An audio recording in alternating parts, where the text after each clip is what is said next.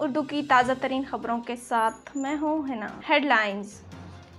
Corona کے خلاف بہترین حکمت عملی پوری دنیا۔ وزیر اعظم عمران خان کے دوراندیش فیصلوں کی معترف۔ امریکی جریدے فوربس نے پاکستان میں کورونا کے خلاف بہترین حکمت عملی کی تعریف کرتے ہوئے کہا، کورونا میں عمران خان نے بہترین فیصلے کیے جس سے ملک کو بچا لیا گیا۔ سعودی عرب کا رواں سال حج کے حوالے سے بڑا اعلان۔ سعودی وزیر اطلاعات کا کہنا ہے کہ وزارت صحت و حج آئندہ چند روز میں رواں حج کا طریقہ کار واضح کریں گی۔ کوشش ہے حج مقامات مسلم دنیا میں وبا پھیلاؤ کا باعث نہ بنے۔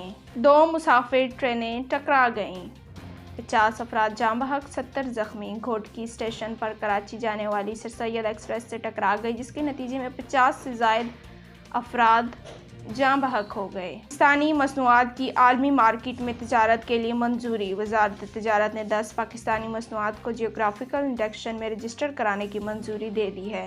جی آئی سے رجسٹریشن کے لیے آم کی قسموں چونسا،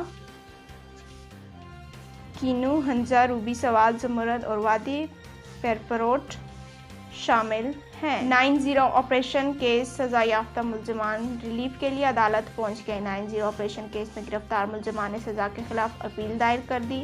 عدالت نے ملزمان کی اپیل کو سماعت کے لیے منظور کرتے ہوئے پراسیکیوٹر جنرل سندھ اور تفتیشی افسر کو نوٹس جاری کر دیے ہیں۔ اس کے ساتھ ہی آج کی خبریں اختتام پذیر ہوئیں۔ مزید خبروں کے لیے دیکھیے CID نیوز نیٹ ورک اسلام آباد۔